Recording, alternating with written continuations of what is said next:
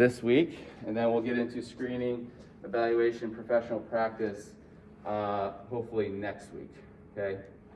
So that's where we are in modules 3 and 4 for the next test. Also, the next assignment will be primarily in screening, evaluation, and professional practice. So asking, what they eat, asking them how much sleep they get. So all those important factors of health are really important to understand where our clients are at. So if we know where our clients are at, we can build a better program for that individual, okay?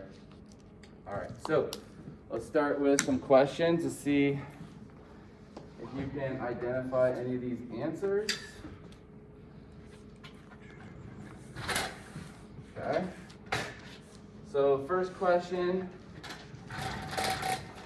very common question when talking about the energy systems. So, which of the following energy sources fuels maximal effort work? Okay, let me put this in front of that. So don't answer that right now. Oop, oh, we don't want that. So which of the following exercises fuels maximal effort muscular work? Okay, lasting 1 to 3 seconds, such as a vertical jump. Do you think it's the creatine phosphate, glycogen, ATP, or pyruvate? Okay, so just write number 1 and then just put A, B, C, or D, whatever one you think. Okay. Don't worry, this is not like a real test or anything, it's formative. Next one, the phosphagen system would be the primary energy system utilized during which of the following? A, set of bicep curls for 15 reps. B, running a 10K. C, 20 minutes of circuit training. Or D, 3 rep max back squat. What one do you think would be the phosphagen system? Okay, A, B, C, or D?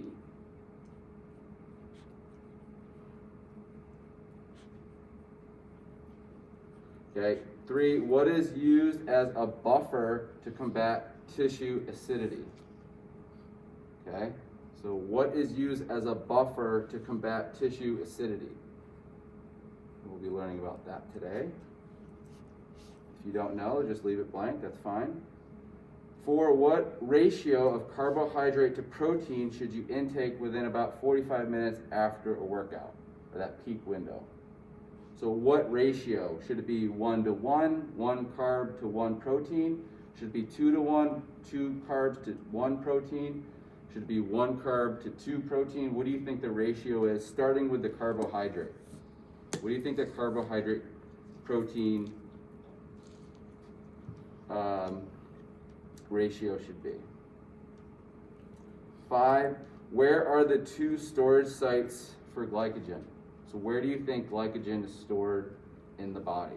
There's 2 main places, the blank and blank. So where is glycogen stored in the body? Two main areas. And then 6, what is the difference between rest and recovery? So rest is different than recovery. What is the difference between the 2?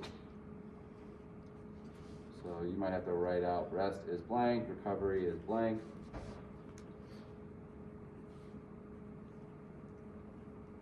So I'll let you think about that. So those would be some questions that hopefully the video will answer for you, or the PowerPoint that we go over will answer for you. And you may be able to change, you might change your answers by the end of class, or you might figure out the answer by the end of class. Okay.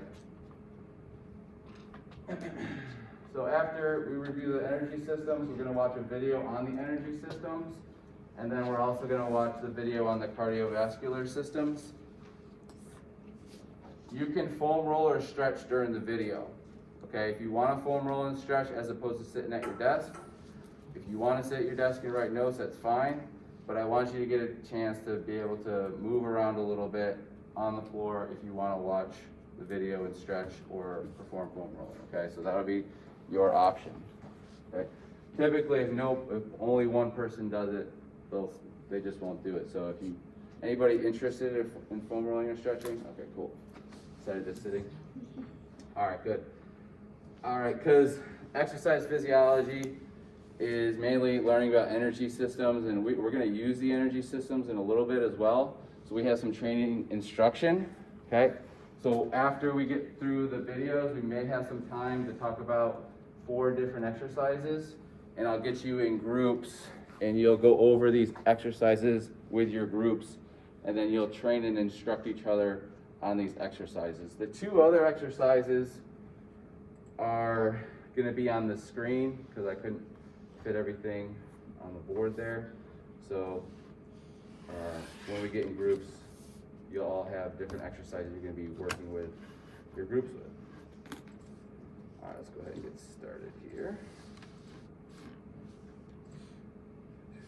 So, has anybody learned about the energy systems or bioenergetics in any other classes? ATP? What class do you remember? Some health and fitness class. Okay. I think it was an anatomy course. Anatomy, okay. Is everyone taking anatomy and physiology? Raise your hand. Okay. Did they talk about ATP, Krebs cycle, and all that kind of stuff? So yes, personal trainers have to know this stuff because energy systems is what fuels our workouts. There's 3 main energy systems we'll talk about. Do we know the 3 different types of energy systems? The first system, ATP. Okay, so when we are vertically jumping, okay, that is primarily, the fuel source is primarily ATP, okay, or a 1 to 3 rep max test on your back squat, that would be ATP. Up to 15, so from 3 seconds to 15 seconds, you're primarily using what energy system, do you think? So you have ATP starts you off, and then we start working into what type of a system? Anybody know? So it's a phosphagen, creatine phosphagen system, CP. Okay, and that lasts up to about 15 seconds. And then from 15 seconds to about 3 minutes, 15 to 90 seconds into that range, what are we working into? So we've used our ATP, we've used our CP, or creatine phosphagen system, and now we're working primarily on what? Does anybody know? So we're starting a process called glycolysis. This is where we're breaking up sugars that are stored in our muscles and our liver, okay, in the form of glycogen. And from there, we start, if it's after longer than 3 minutes, what fuel source do we start using? Aerobic metabolism, which is, what are we using primarily for fuel?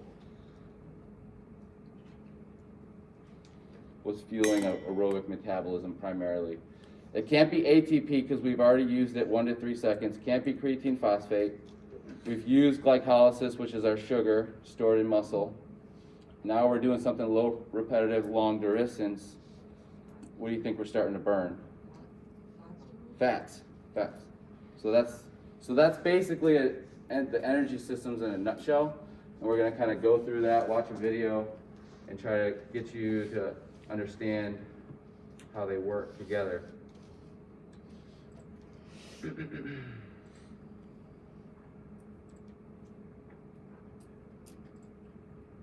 right. So you should be able to understand each energy system and their role in exercise, like we talked about a little bit. Identify the time under tension, rest periods, and intensity applicable to each energy system. So how long do you need to be under tension for you to go on to the next energy system? Understand the role of lactate as an acidity buffer. So we just answered that one question. Okay, lactate has always been deemed as like this bad substance in the body. But really, lactate occurs when we're moving and when we're starting to get into that 3-minute high intensity work and we're starting to feeling like soreness. So it's not lactate that's doing that. That's actually hydrogen ions, and we're going to learn about that in PowerPoint and in the video. So a lot of times people are like, oh, what's that soreness I feel like when I'm out of breath, right? Like you're running and like you start feeling that burning sensation in a muscle. It's actually hydrogen ions, which deplete the amount of oxygen in that area. So it starts to get ischemic okay? Ischemia starts to occur. And so lactate actually is a buffer to combat the hydrogen ion. So it's actually a good thing, otherwise we'd stop a lot sooner. So you can actually work in the lactate threshold zone in training. So if you want to build a better lactate threshold, you can actually train in the lactate zone. That's we're probably not gonna go deep into that, but you can get deep into working specific energy systems. So you can be really specific. Obviously, Olympic power lifter wants to work in what energy system if you're doing like 1 rep max? What energy system would we be using for ATP, okay? What about, a sprint, 50-yard sprint? So that's gonna be 60-yard shuttle. What energy system would be a shuttle? With creatine phosphate, yep. All right. So understand the fat max and the fat burning zone. So the fat burning zone, quote unquote, is where we kind of walk long distances, and okay, since we're walking long distance, we must be burning a lot of fat, right? Because we're just in the fat burning zone. But really, over time, your body gets used to that effort, and you don't burn as much. So you actually have to increase effort to burn fat, okay? So we'll talk a little bit about that. Identify factors that impact protein and glycogen sparing. So we spare protein by using glycogen, and when you don't have glycogen stored in your body, you start to break down your muscle tissue. So that's why it's really important before a workout to make sure that you have sugar in your muscle, which is stored glycogen stored in your muscle and also your liver. Okay, so understand the 3 primary types of fatigue. Okay, explain the relevance of carbs on performance. So bioenergetics is basically a process of macronutrient use within the body and functioning of energy systems to fuel exercise. The duration of stress dictates what energy sources must be used. We have the ATP and phosphagen system, which is less than 15 seconds. Then you have your glycolytic system, which goes up to 90 seconds or less than 90 seconds and all the way up to 3 minutes. And then you have aerobic metabolism, which starts to occur at 3 minutes. So that would be the 3 energy systems that as trainers you should know, because there's different rest periods associated with each energy system. You need higher rest amounts if you want to get back into ATP or the glycolytic system.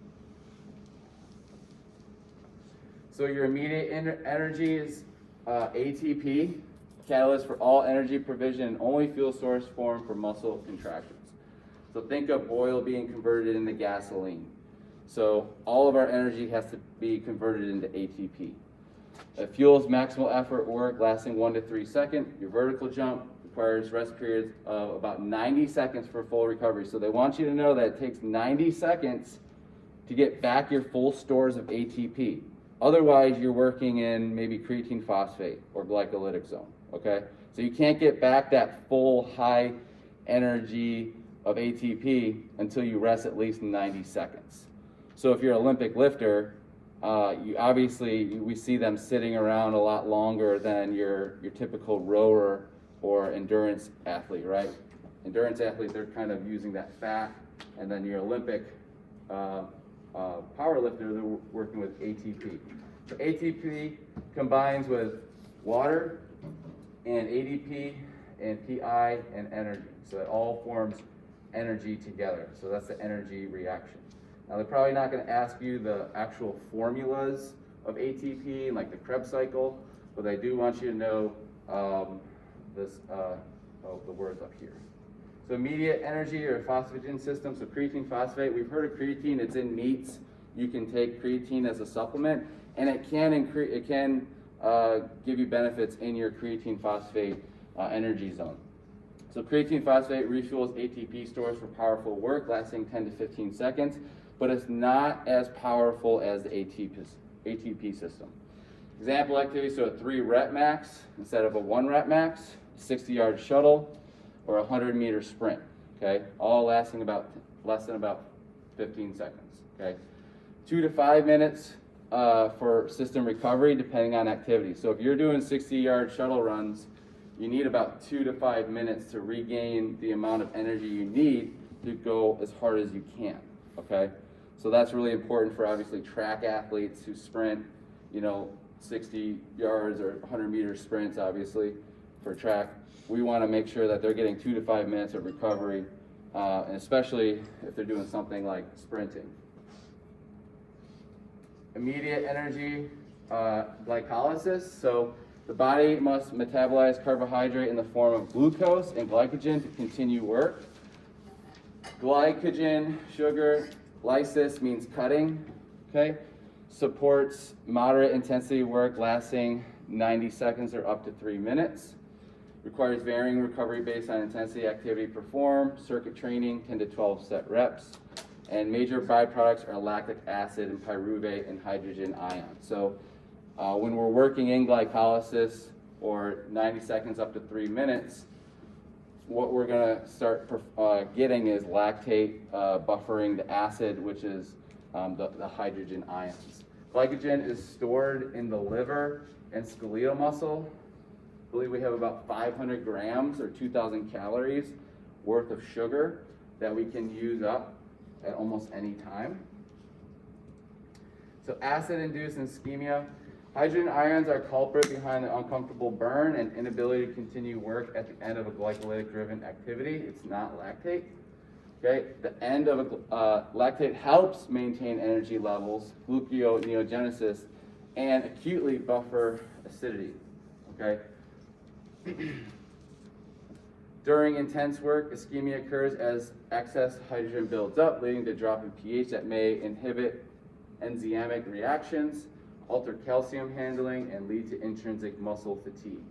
Okay, so that's what the hydrogen ions will do. So muscular fatigue is going to occur because we're not able to get the right nutrients we need in that area.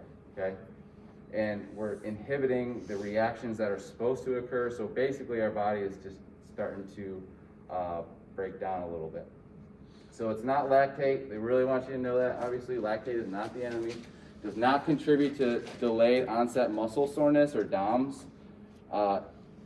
Helps maintain energy levels during intense glycolytic work and aids in recovery of highly metabolic organs such as the heart. So what do you think contributes to delayed onset muscle soreness or DOMS? What is that really?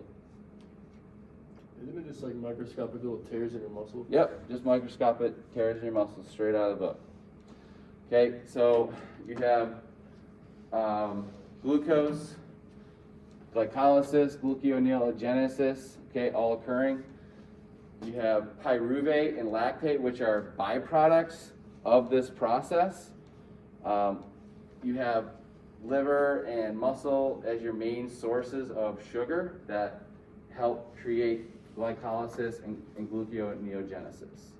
So gluconeogenesis is when we're converting fat into sugar. So that's the long process of turning fat into sugar. And that's a little bit different than just using stored glycogen, because it takes more reactions basically to occur for gluconeogenesis. So here's the energy system in transition. As you notice that all three are working at the same time, regardless of when it starts. So as you see, you're still kind of in all of the zones almost within 10 seconds of each other, ending at about, looks like 10 to 30 seconds of your energy system from phosphagen is totally out. Okay, so notice how much power or energy output we have in our first second in ATP comparatively to creatine phosphate, comparatively to using aerobic oxidative or fat molecules. Okay, so the longer period of time, the more aerobic or more oxygen and fat we use, and the more immediate is ATP and phosphagen, and short term is glycolysis or anaerobic glycolytic cycle. Energy transitions equals oxygen debt. So you have to repay oxygen back after your workout. So if you've ever felt sweaty after a workout 10 or 20 minutes after, it's because your body is trying to give you back the oxygen that you took from it. Okay, so oxygen equals demand in steady state work. Okay, during metabolic transitions from high to low intensity, an oxygen deficit is created. Oxygen debt must be repaid to regain homeostasis. Okay, so oxygen deficit goes up and then down after our workout. So oxygen uptake 1, 2, 3, 4, 5 minutes, 6, 7 minutes after the set is complete, and then it goes down after about 9 minutes after we complete. So just understand that we owe oxygen back to our body, and that's called EPOC, okay, or excess post-oxygen consumption. Okay, excess post-exercise oxygen consumption is attributed to elevated body temperature persisting post-exercise. So you're typically at a higher body temperature, and your body has to cool itself down. It's got to use more energy to do that. Ion leakage, those hydrogen ions across cell membranes lead to greater resilience on active ionic transport across the membrane to preserve homeostasis. Homeostasis is just the basic meaning of coming back to normalcy to the body, coming back to normal heart rate, blood pressure, blood sugar levels, all that type of stuff. Increased levels of thermogenic hormones existing post-exercise. So we have hormones that increase post-exercise and during exercise, actually. The resynthesize of glycogen in the liver form lactate. All set? Thanks. So when you resynthesize glycogen in the liver, okay, it occurs from lactate, and then the oxidation of the lactate in the mitochondria, okay? So when there's oxidation from lactate in the mitochondria, you're going to have more EPOC. Continuous energy aerobic metabolism. So mitochondria utilizes fats, carbohydrates, and protein to produce significant ATP in the presence of oxygen. Pyruvate sparks the Krebs cycle to initiate fuel use from various sources. Fuel efforts are more than 3 minutes long, and aerobic intensity correlates to carbohydrate availability.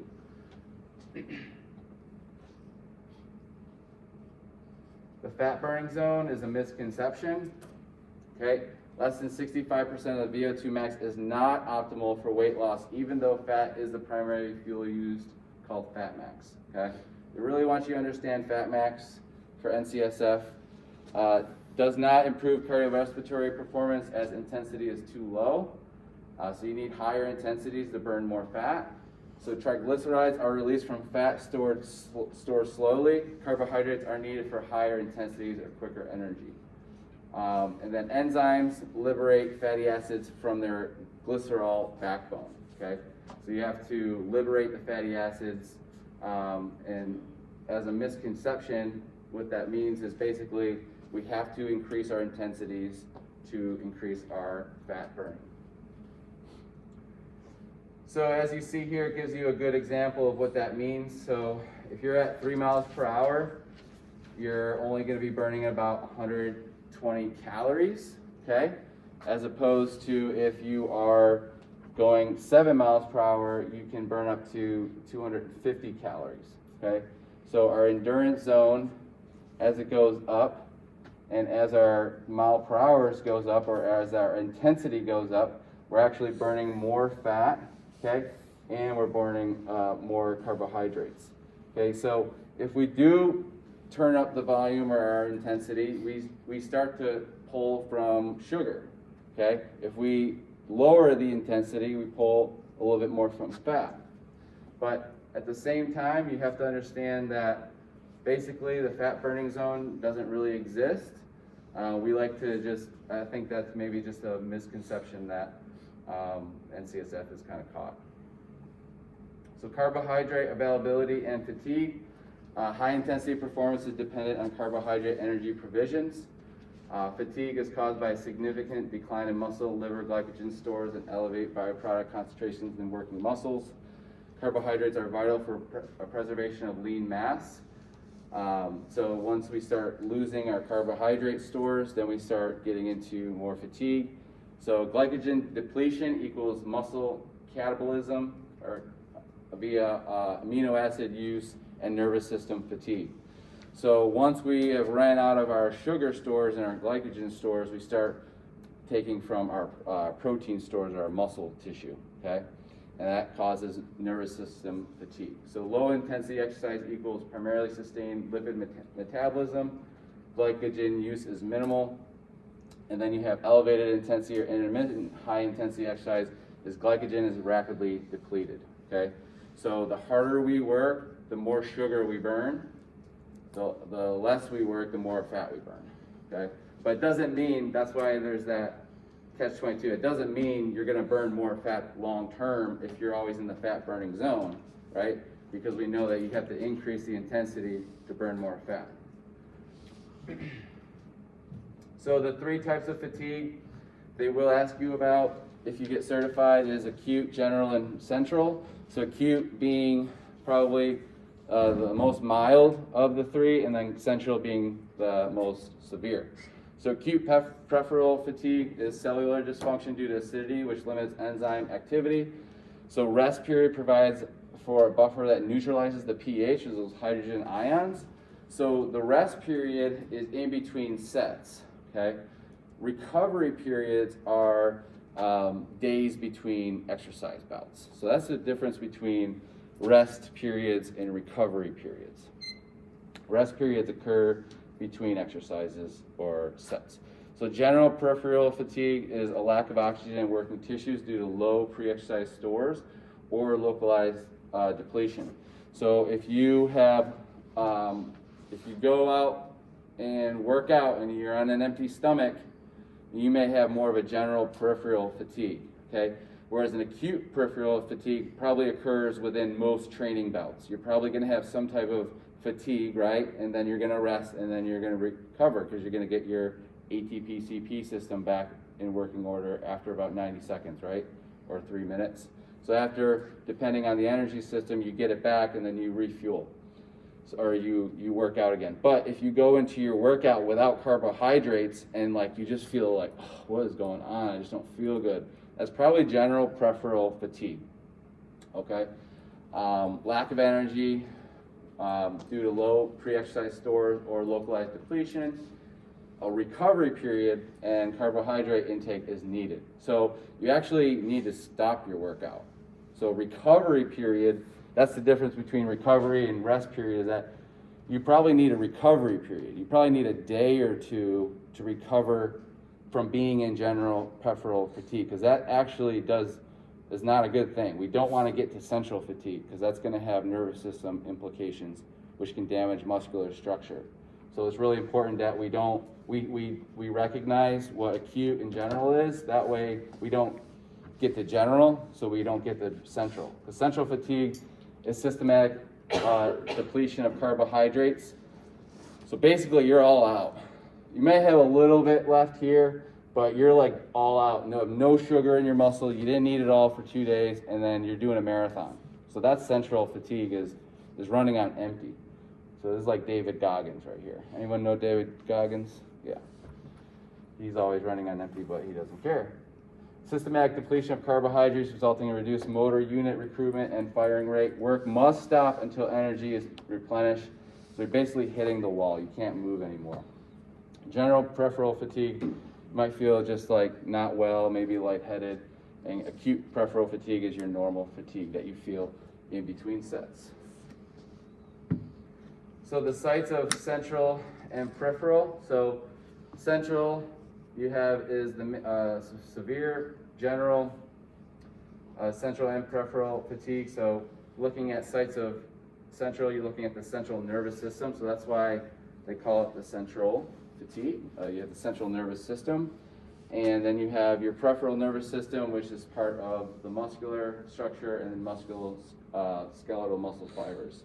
Okay. You have the brain working with the spinal cord, the neurons, and basically you have a lot of stuff going on here. Okay, you have different nerves reacting, and once we get into peripheral fatigue, you start shutting down basically these connection sites. So all the connection sites that need to occur start to wear away over time in your central fatigue. Post-exercise energy replenishment. So glycogen stores need to be restored post-exercise to preserve muscle and expedite recovery. So basically, after you've used all your sugar stores, you want to replenish them, right? So after your workout, you want to make sure you get some carbs. Increase hormone activity and cellular permeability for hours post-exercise. So you're more susceptible to kind of releasing hormones after exercise. You have higher glycemic index foods within 45 minutes. So it's okay to have those higher glycemic foods post-exercise because you're going to refuel what you lost. And the protein supplement ratio is about 3 to 4 to 1. So 3 to 4 grams of carbs per 1 gram of protein. Okay, so if you're getting 30 grams of sugar carbs, you want 10 grams of protein in there. Okay. And that's post-workout? That's post-workout, yeah. Is it specific to like what you're trying to accomplish? So Well, if if you really want to make sure that you're restoring, I would just stick to probably 3 to 4 to 1. I think if you really did a lot that day and you didn't have a lot of stores before, I'd probably go 4 to 1. But if you did have a pretty good meal, you felt pretty good after your workout, I'd probably just stick with a 3 to 1. Is it like regardless of like a bulk or a cut? So like even if you're on a bulk, you don't want to have 5 carbs, and if you're on Well, if you're in a bulk, then I'd go 4 to 1 Yeah. as opposed to 3 to 1. I would just try to get as much calories as I could if I was trying to just increase. So and if you're trying to cut, you still just want to stick to 3, like no. Yeah, you still want because otherwise you're taking away Used already. muscle tissue, and that's catabolic. And whenever we're in catabolism, we start to release cortisol and stress hormones, which can have a negative effect on just muscle hypertrophy. And so if we're trying to get lean, we still need to increase muscle size. So yes, you definitely still want to replace sugar after. I know a lot of people like the keto diet or low sugar diets, but those are very hard to maintain for a long time. Has anyone ever tried low carb diet or? Yeah, how long did you stay on it for? I did like paleo for a little while. Yeah. And I stayed on it for like 6 months. I mean, it was tough. Yeah. Is anyone? Yeah. I do like sugars from just fruits and vegetables. Okay, natural sugars Yeah. with fiber. Mhm. Okay. Yep. Yep. My dad's like doing a paleo one, Uh-huh. like, and he's been on it for like over a year. Been on it for a year. He's trying to like make it a lifestyle. Is fruits and vegetables still on the diet? Minimal. Minimal. Like, So yeah. just basically meat and butter Basically, Yeah. yeah, and eggs. and eggs. I ate a ton of eggs. That was all I ate. Yeah. Yeah. I used to eat like a cup of egg whites a day in my protein shakes. I don't do that anymore. Why didn't I you? did it for years. Why did you not eat the yolk?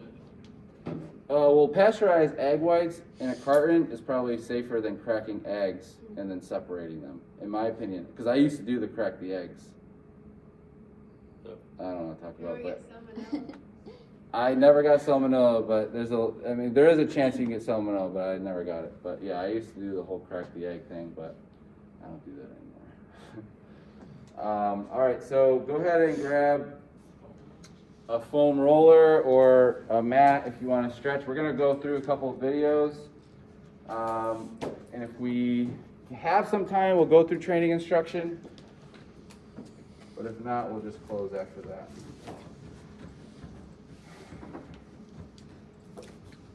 Or I can ask you. So, let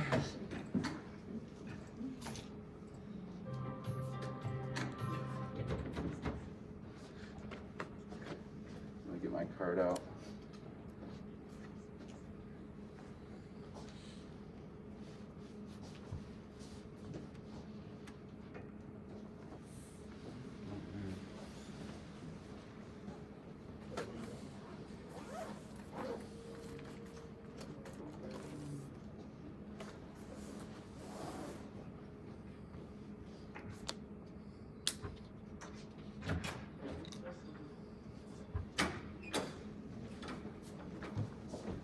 So yeah, if you want to stretch or foam roll during the videos, that's totally fine.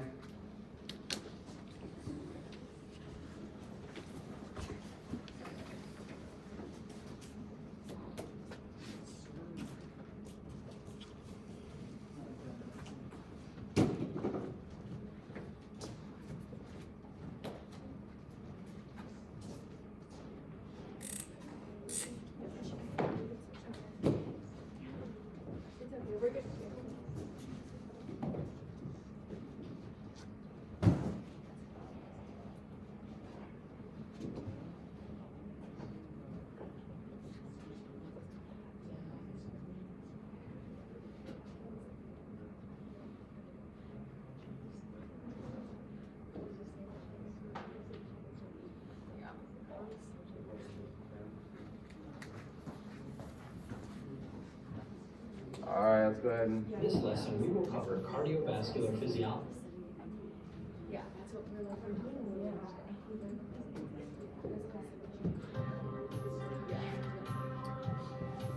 In this lesson, we will cover the energy systems used to fuel exercise. Bioenergetics is the term used to describe the process of macronutrient use within the body, as well as the functioning of energy systems to fuel exercise. The body uses different energy systems based on the duration of stress placed upon the musculoskeletal and cardiovascular systems. These are split categorically into immediate, intermediate, and continuous energy needs. Let's begin by delving into the energy systems involved in supporting immediate energy needs. First off, we have ATP, the only energy source capable of fueling muscular contractions. They can fuel maximal effort work lasting 1 to 3 seconds, such as a vertical jump or maximal bench press. It takes about 90 seconds for ATP stores in muscle to fully recharge for repeated attempts at the same intensity. As we see here, ATP is broken down by an enzyme into ADP and a free phosphate ion. The liberation of this ion provides energy. However, the available energy from ATP alone does not last long, so creatine phosphate, as the primary energy source of the phosphagen system, must be used to refuel ATP stores. This cooperative effort by creatine phosphate continues fuel provision for powerful, intense work lasting about 10 to 15 seconds. Example activities would include a 3RM squat or 100-meter sprint. The phosphagen system requires about 2 to 5 minutes for full recovery, which dictates the longer rest periods used during strength training. As we see here, creatine phosphate is broken down by another enzyme, which liberates its phosphate ion to rejoin with ADPs created from ATP breakdown seen in the previous step. Creatine phosphate essentially recycles ATP byproducts to create more ATP short term. Let's progress by examining the glycolytic system, which supports intermediate energy requirements. We find that work lasting longer than 10 to 15 seconds requires the body to start metabolizing carbohydrates in the form of glucose and glycogen. Glucose is found in circulation as blood sugar, and glycogen is the storage form of carbohydrates, primarily found in the liver and skeletal muscle.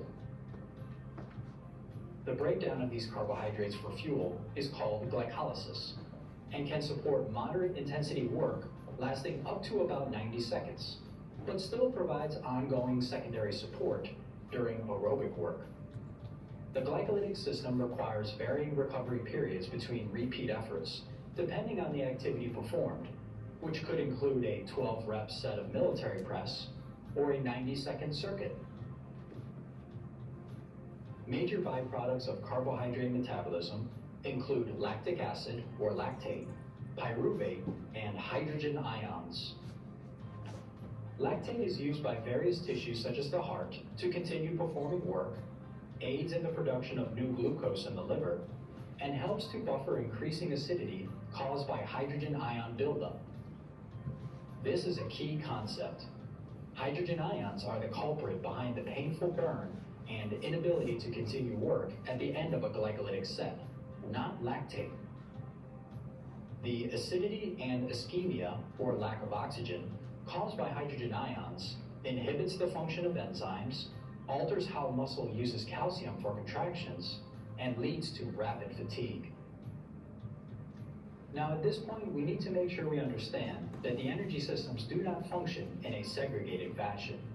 They rather work as a fluid continuum of interactions to maintain homeostasis. The phosphagen system does not immediately shut off as the glycolytic system begins to contribute, for example. Now these transitions between energy systems, as well as between high-intensity efforts or sets and intermittent rest periods, create an oxygen deficit or debt that must be repaid following the work. This is different than steady-state aerobic work, where oxygen use matches demand, and the body can maintain somewhat stable heart and breathing rates. This figure shows how an oxygen deficit is created during a workout or repeated efforts of work. The oxygen debt following the workout is referred to as EPOC, or excess post-exercise oxygen consumption.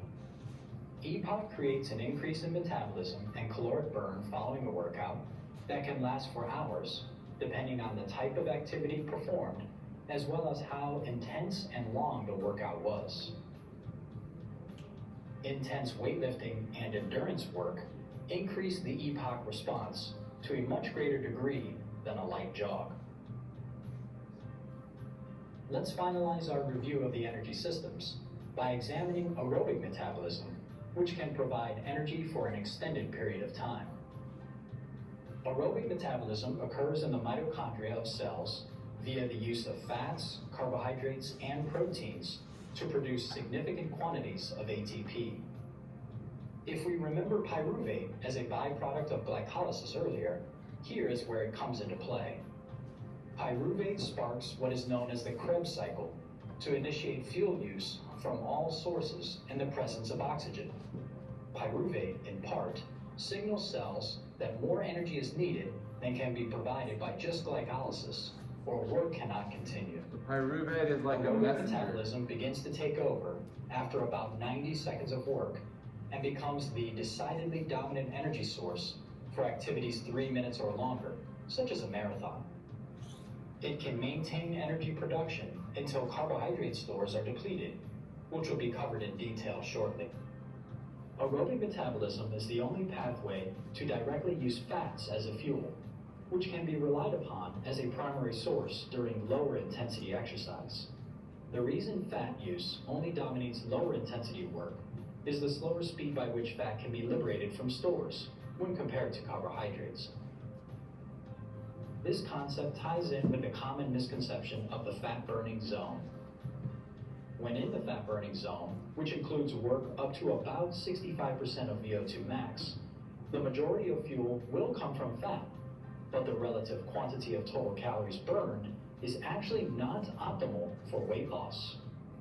So, the fat-burning zone could be useful for those simply trying to burn a little extra calories to maintain a lean body composition if they are already in shape. But for those that need to lose significant weight, higher intensity work is needed as long as it can be performed safely. Now that we have covered the energy systems, let's make sure we understand the mechanisms behind fatigue. Fatigue is caused by a significant decline in muscle and liver glycogen stores, as well as elevated byproduct concentrations in working muscles. Low-intensity exercise is primarily fueled by fat, or lipids, but elevated intensities require glycogen use and are therefore limited by glycogen depletion. It should be clear that carbohydrates are the limiting factor behind fatigue, as the body will not run out of fat stores before glycogen. Carbohydrates are also critical for maximizing performance and maintaining lean mass. When the body senses it is low on glycogen, it will facilitate the increased use of branched-chain amino acids from muscle, which has a negative impact on metabolism and muscle mass. The three major types of fatigue include acute peripheral, general peripheral, and central fatigue. Acute peripheral fatigue occurs when acidity in working muscles causes cellular dysfunction by limiting enzyme activity for energy provision. This type of fatigue can be remedied via a rest period, which will allow buffering of the byproducts causing acidity. Rest periods refer to the period of time between sets or repeated efforts of work, while recovery periods refer to the time in between separate exercise bouts. It is important to know the difference between the two. General peripheral fatigue occurs due to a lack of remaining energy stores in working tissues due to low pre-exercise stores or local depletion. A rest period will not alleviate the issue. A recovery period is needed. Central fatigue is the most detrimental. It occurs with systemic depletion of carbohydrates, which results in severely reduced motor unit and central nervous system activity. Nerves must have carbohydrates to function. Central fatigue requires work to stop until energy is replenished. It is often referred to as hitting the wall. Let's finalize this lesson by taking a quick look at energy replenishment recommendations following exercise. After a workout, we essentially need to replenish the glycogen stores used and provide some protein for tissue repair. The combination of carbohydrates and protein in a post-exercise meal will help preserve muscle and expedite recovery. We find that cells are more receptive to nutrient absorption for about 3 hours following exercise. This is due to the increased activity of specific hormones. The prime window for absorption is actually within 45 minutes. It is therefore recommended to consume a meal or supplement containing higher glycemic carbohydrates combined with protein in a 3 or 4 to 1 ratio, being 3 or 4 carbohydrates for every 1 protein within the 45-minute window directly after exercise. Chocolate milk? This nutritional strategy is key to helping clients achieve their fitness goals. This concludes the lesson on the energy systems. All right, so we're going to move into cardiovascular physiology just because I want to make sure we get through all of this week. And then we'll get into some training instruction if we have a little bit of time. In this lesson, we will cover cardiovascular physiology and responses to exercise. Let's begin by covering key concepts related to oxygen delivery, a vital cooperative role fulfilled by the heart, lungs, and vascular structures to keep all bodily cells alive. The volume of oxygen utilized and delivered by the cardiovascular system is embodied by the acronym VO2, or simply volume of oxygen. VO2 values can be relative or absolute, as in the case of a person's VO2 max. VO2 at any given time is dictated by cardiac output and AVO2 difference. Cardiac output relates to the amount of oxygenated blood pumped from the heart to the body per minute and is calculated by multiplying heart rate and stroke volume. Stroke volume is the volume of blood expelled from the heart during each beat.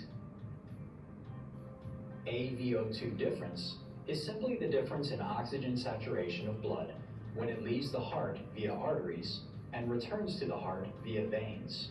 It indicates how well oxygen was absorbed by working tissues. Let's progress by examining the workhorse of the cardiovascular system, the heart. The heart unites the lungs and vascular structures that spread throughout the body for systemic oxygen delivery. It fills with blood during a period referred to as diastole and contracts to release that blood during a period called systole. During each contraction period, it pushes blood to the lungs to exchange carbon dioxide for oxygen. Oxygen diffuses into the blood across alveoli and binds to hemoglobin, a protein found in red blood cells that helps transport oxygen throughout the body. Let's make sure we have at least a basic understanding of how blood flows through the heart. As deoxygenated blood returns to the heart through the inferior and superior vena cavas, it enters the right atrium. From here, it enters the right ventricle to be pumped into the lungs to be resaturated with oxygen.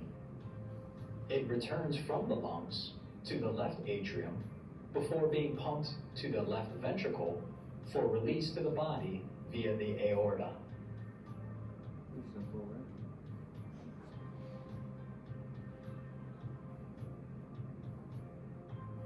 The heart can facilitate intricate and non-stop actions because its muscle, known as cardiac muscle or myocardium, possesses unique characteristics. We find the myocardium has an enhanced sarcoplasmic reticulum and calcium delivery system for supreme contractile efficiency, and also has a high-performance electrical system called the conduction system, which allows for continuous neural impulses across one's lifespan. It is also able to use nearly all available fuels, unlike skeletal muscle, such as fatty acids, glucose, amino acids, lactate, and ketone bodies. Let's progress by taking a look at the vascular structures of the circulatory system, which deliver blood throughout the body. The characteristics of blood vessels vary based on their role and location. Circulation to and from the heart runs as follows. Blood leaves the heart via the aorta, where it connects with arteries, then arterioles, then capillaries at the tissue level. Then it returns to the heart via venules, then veins, and finally enters the inferior and superior vena cavas. Arteries are the largest vessels with the most muscular walls for getting oxygenated blood away from the heart to the periphery. Arterioles serve as the connecting units between arteries and capillaries. Capillaries are the smallest vessels and have the thinnest walls to allow for diffusion of oxygen, nutrients, and waste products in muscles and other tissues. Venules are the first connecting unit to get blood back to the heart via large veins, which, like arteries, are muscular with thicker walls, and they also contain special valves to pump deoxygenated blood against gravity and peripheral resistance. Interestingly, venous return of blood to the heart is connected with making sure to perform an appropriate cool down, especially after intense exercise. An adequate cool down limits pooling of blood in major veins so that cardiac output is not impeded. If blood pools in veins by abruptly stopping exercise without a gradual decline in intensity, it can result in tissue ischemia, heaviness in the legs, fainting, or even a life-threatening cardiac episode, particularly among the elderly or those with compromised systems. Think about how you might feel if you just jump off a treadmill after running as fast as possible for 10 minutes straight. You will most likely feel dizziness or other symptoms associated with a level of blood pooling. Now that we have covered some major cardiovascular anatomy, let's take a look at its responses to exercise. Let's begin this process by looking at how aerobic training improves cardiac output for improvements in oxygen delivery and extraction. Remember from earlier that cardiac output is calculated by multiplying heart rate and stroke volume. We find that endurance training can improve cardiac output by reducing resting and submaximal heart rates, as well as increasing stroke volume. How does it do this? Well, aerobic training promotes increased ventricular mass and strength to pump out more blood per heartbeat, as well as increased capillary and mitochondrial densities in trained tissues to enhance oxygen extraction abilities. So, the heart does not have to pump as many times per minute at rest or during work because more oxygenated blood is being pumped per beat and more oxygen is absorbed throughout the body.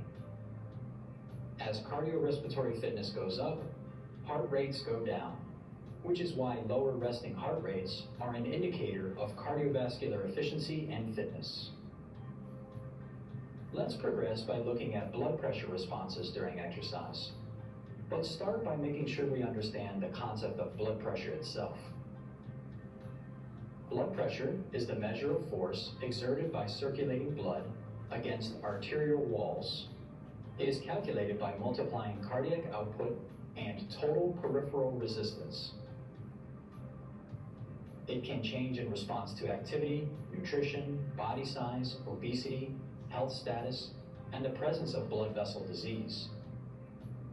It is internally managed via baroreceptors in large arteries that can detect changes in pressure and inform the central nervous system to release hormones, which constrict or dilate vessels as needed. We find that during exercise or high-stress situations, that heart rate increases, which increases cardiac output, which in turn increases blood pressure. Pressure increases to a much greater extent in response to heavy weightlifting when compared to aerobic training as seen here. The greater increases during weightlifting are caused by factors such as increases in intra-abdominal pressure, compressive forces from muscular contractions, and compression from external elements such as equipment. Think of the leg press.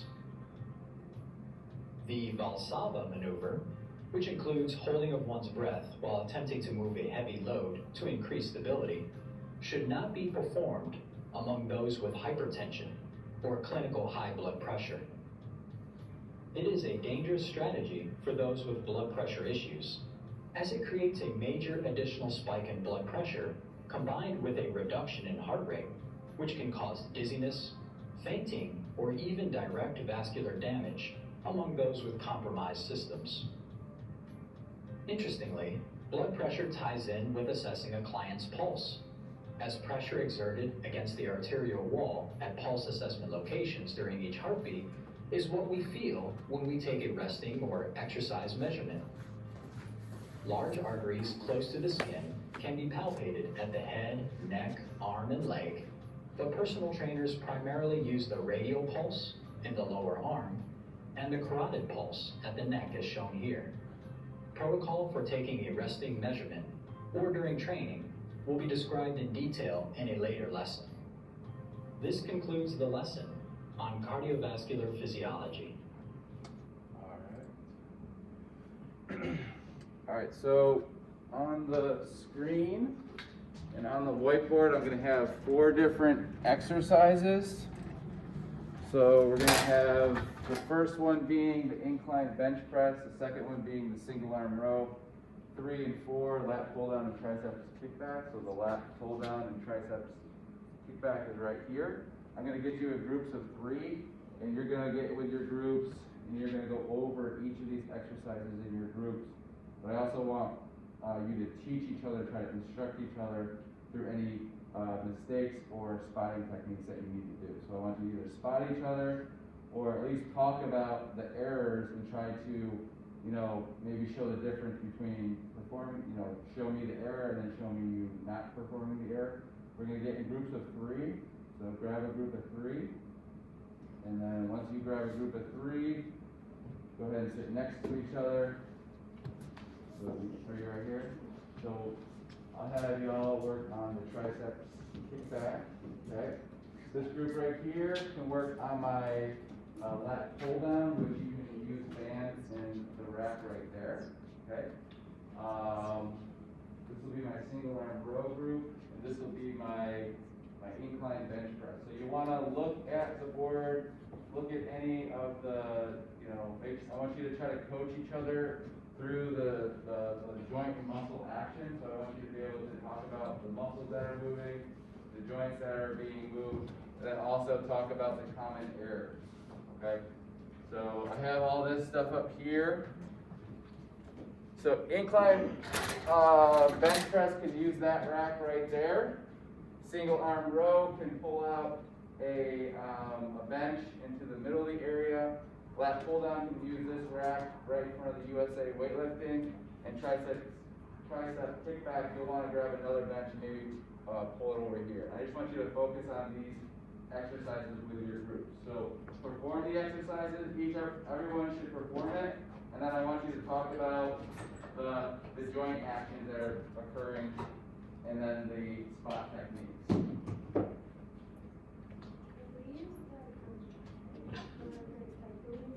For the, I would use a bench, so, or a box. Did you rent this? Probably like a black box.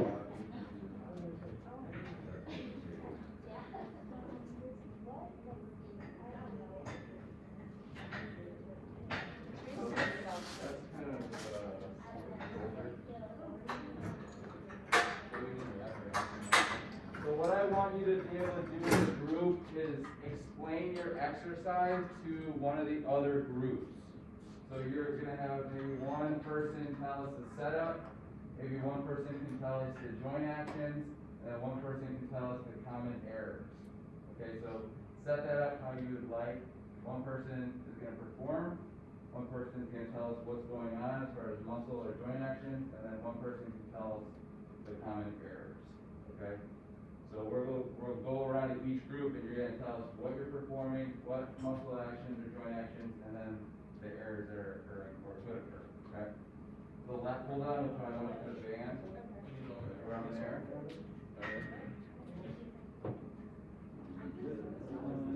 I want everyone to try the exercise at least once for about 5 to 8 reps. So left pull down.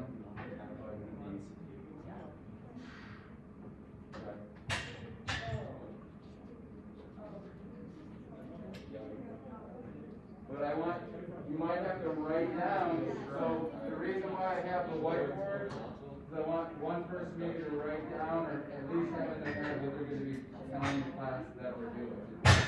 Okay?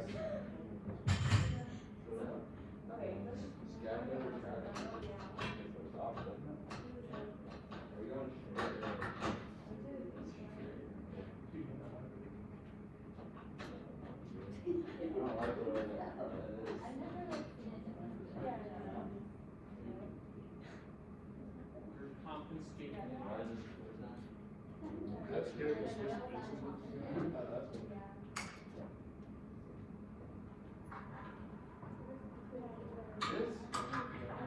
This single arm row might be the one that will I think it is. You want me to, I can look at the video to see what they want.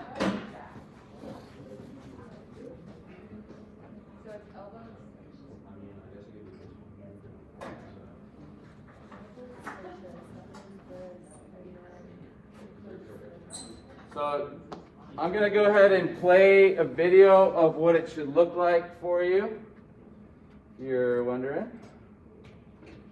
Or I could teach you, but I'll just do this, I guess. So we have the triceps kickback. Let's look at that first. Okay, tricep kickback. That's what we're looking for. Okay, so you probably have to set up a band. Okay, one arm row.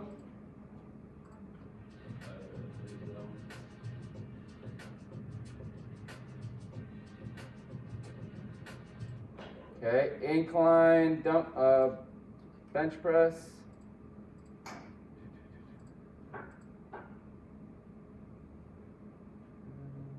Or, yeah, incline barbell.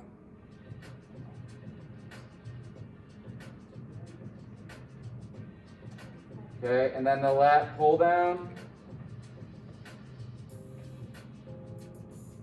See if we have it. Was that the name of it on there? I don't see the lat pull down.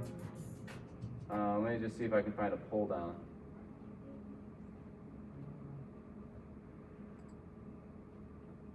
That's all right. Go ahead and just same one you were doing. So everyone should do at least 10 reps each. Okay? And then decide who you want to perform the exercise for the group. Decide who you want to tell us the joint actions. Someone's got to tell us the joint actions. And then someone has to tell us the common errors.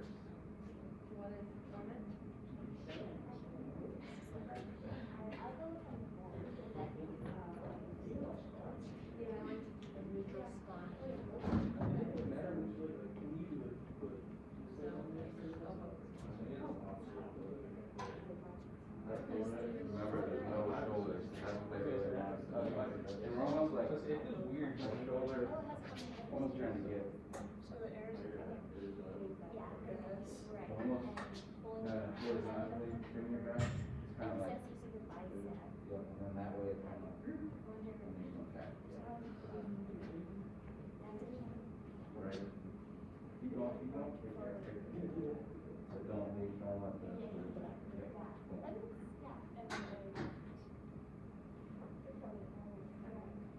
We want probably a little bit more flat, right?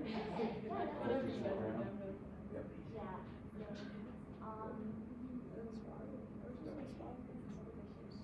Common area would be. You're holding the rib without too much elbow flexion. And then also the errors.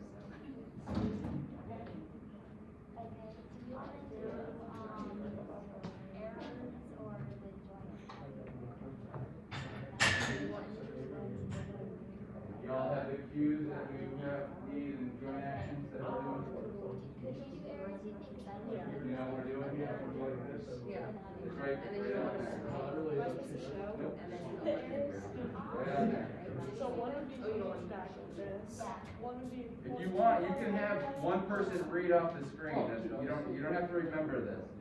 I just need one person to tell us what we're gonna be doing. All right, let's start with our triceps kickback group. We only got a couple more minutes. Let's just have one person tell us what the exercise is, and then one person can tell us the joint actions and common errors. All right, so let's go ahead and check out the triceps kickback. Yeah, so the primary joint action is elbow. Okay. And then the common errors are swinging the arm or weight, failing to keep a neutral spine, and Okay. So the goal is to like not move your shoulder, trying to keep your like just work focus on that elbow extension. Good, yeah, and just limiting the swing. You see people kind of swing back, that's what we're looking for. Yeah. All right, clap it up for our triceps group. All right, incline barbell bench press. So the joint is, horizontal abduction, Horizontal adduction right? and elbow.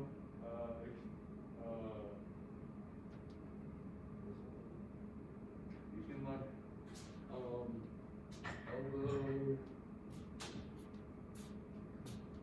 extension. Yeah, okay. So muscles, pectoris major, anterior deltoids. All right, clap it up for our incline benches. Lat pull down. What's our joint action? What muscles are we working? It's shoulder abduction, scapular medial rotation, and elbow flexion. Common errors are backward leaning to generate momentum, pulling behind the head, and excess use of biceps by failing to rotate the scapula. Nice job. So typically you're gonna see that T-bar pull down. What we don't wanna see is people pull that T-bar behind our back and then using that momentum, like going up and then going down. All right, good job, left group. All right, one arm row group.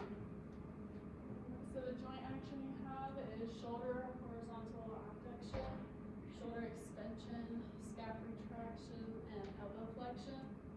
And then the muscles are the lat dorsi, rhomboids, the posterior deltoid, traps, the biceps, and the brachioradialis.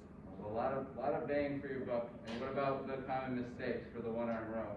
Common errors are like rounding your back and then like making working hard. Yep, rotating as you pull or rounding the back. You want a nice flat back when you pull. All right, perfect, everybody. All right, good work, everyone. Yep, let's put it back.